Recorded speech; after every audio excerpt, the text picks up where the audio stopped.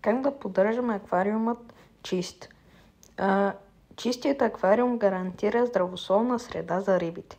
Липсата на поддръжка може да доведе до болести и мътна вода.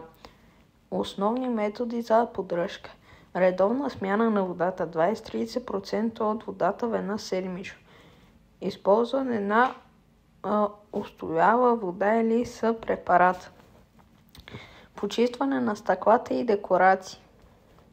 Използвайте магнитна стъргалка за водорасли. Не използвайте сапуни или препарати, те са токсични. Поддръжката на филтъра. Промиване на гъбата в аквариумна вода, а не в чешмяна. Смяната на активен въглен, ако има, но всеки 4 седмици. Контрол на храненето. Давайте толкова храна, колкото рибите могат да изядат за една минута. Заключение. Добрата поддръжка запазва аквариумът красив и рибите здрави.